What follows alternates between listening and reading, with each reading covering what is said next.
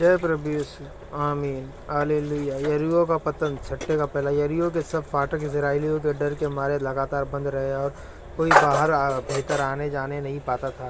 दूसरा, फिर यहोवा ने यहोशू से कहा, सुन, मैं यरीहो को उसके राजा और शूरवीरों समेत तेरे वश में कर देता हूँ।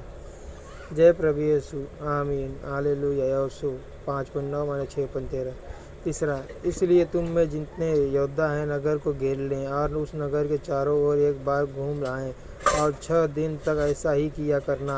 चौथा, और 7 याजक संदूक के आगे आगे मेढ़ों के सींगों के साथ नरसिंगे लिए हुए चले। फिर 7वें दिन तुम नगर के चारों ओर 7 बार घूमना और याजक भी नरसिंगे फूंकते चले। पांचवा, और जब वे मेढ़ों के सींगों के नरसिंगे देर तक फूंकते रहे, तब सब लोग नरसिंगे का शब्द सुनते ही बड़ी ध्वनि से जय जयकार करें। तब नगर की शहरपनाह अनेरों से गिर जाएगी और सब लोग अपने अपने सामने चढ़ जाएं। छठा, इसलिए नून के पुत्र यहोशू ने याजकों को बुलवा कर कहा, वाचा के संदूक को उठा लो। और 7 याजक यहोवा के संदूक के आगे आगे मेढ़ों के सींगों के 7 नरसिंगे लिए चले। 7वां, फिर उसने लोगों से कहा, आगे बढ़कर नगर के चारों ओर घूम जाओ और हथियारबंद पुरुष यहोवा के संदूक के आगे आगे चले। 8वां, और जब यहोशू ने ये बातें लोगों से कह चुका तो वे 7 याजक जो यहोवा के सामने 7 नरसिंगे लिए हुए थे, नरसिंगे फूंकते हुए चले और यहोवा की वाचा का संदूक उनके पीछे पीछे चला। 9वां, हथियारबंद पुरुष नरसिंगे फूंकने वाला याजकों के आगे आगे चले और पीछे वाले संदूक के पीछे पीछे चले और याजक नरसिंगे फूंकते हुए चले। 10वां, और यहोशू ने लोगों को आज्ञा दी, जब तक मैं तुम्हें जय जयकार करने की आज्ञा न दूँ तब तक जय जयकार न करो और न तुम्हारा कोई शब्द सुनने में आए, न कोई बात तुम्हारे मुंह से निकलने पाए। आज्ञा पाते ही जय जयकार करना। 11वां, उसने यहोवा के संदूक को एक बार नगर के चारों ओर घुमवाया, तब वे छावनी में आए और रात वहीं काटी। 12वां, यहोशू सवेरे उठा और याजक ने यहोवा का संदूक उठा लिया। 13वां, और उन 7 याजकों ने मेढ़ों के सींगों के 7 नरसिंगे लिए और यहोशू 6:14 माने 7:2 यहोवा के संदूक के आगे आगे फूंकते हुए चले और उनके आगे हथियारबंद पुरुष चले और पीछे वाले यहोवा के संदूक के पीछे पीछे चले और याजक नरसिंगे फूंकते चले गए।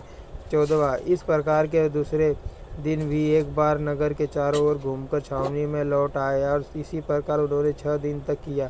15वां, फिर 7वें दिन वे बड़े तड़के उठकर उसी रीति से नगर के चारों ओर 7 बार घूम आए, केवल उसी दिन वे 7 बार घूमे। 16वां, तब 7वीं बार जब याजक नरसिंगे फूंकते थे, तब यहोशू ने लोगों से कहा, जय जयकार करो, क्योंकि यहोवा ने यह नगर तुम्हें दे दिया है। 17वां, और नगर और जो कुछ उसमें है यहोवा के लिए अर्पण की वस्तु ठहरेगी। केवल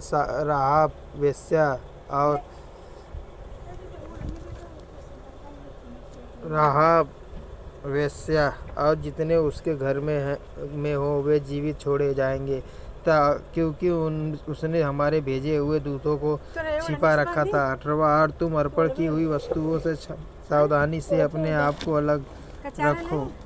ऐसा न हो कि अर्पण की वस्तु ठहरा कर बाद में उसी अर्पण की वस्तु में से कुछ ले लो और इस अर्पण की वस्तु में से कुछ ले लो और इस प्रकार इजरायली छावनी को भ्रष्ट करके उसे कष्ट में डाल दो। 19वां, सब चांदी सोना और जो पात्र पीतल और लोहे के हैं वे यहोवा के लिए पवित्र हैं और उसी के भंडार में रखे जाएं। 20वां, तब लोगों ने जय जयकार किया और याजक नरसिंगे फूंकते रहे और जब लोगों ने नरसिंगे का शब्द सुना तो फिर बड़ी ही ध्वनि से उन्होंने जय जयकार किया। तब शहरपनाह नींव से गिर पड़ी और लोग अपने अपने सामने से उस नगर में चढ़ गए और नगर को ले लिया।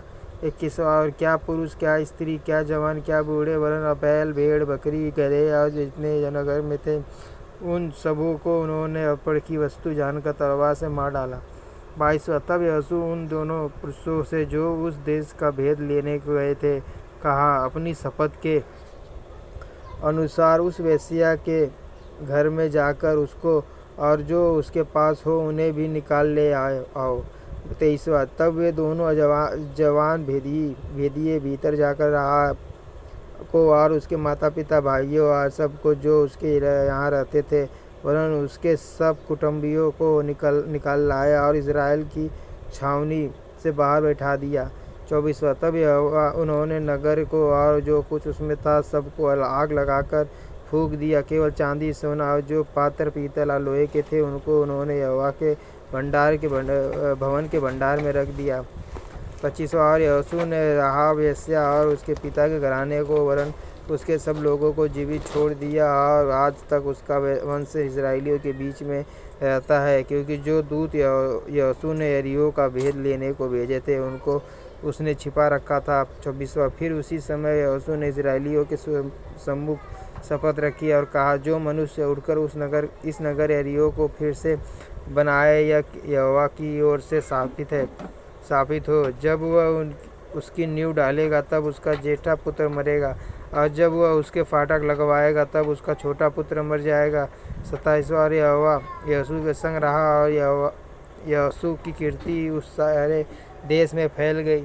जय प्रभु यीशु। आमीन। Hallelujah, hallelujah, hallelujah, hallelujah, hallelujah. जय प्रभु यीशु। आमीन।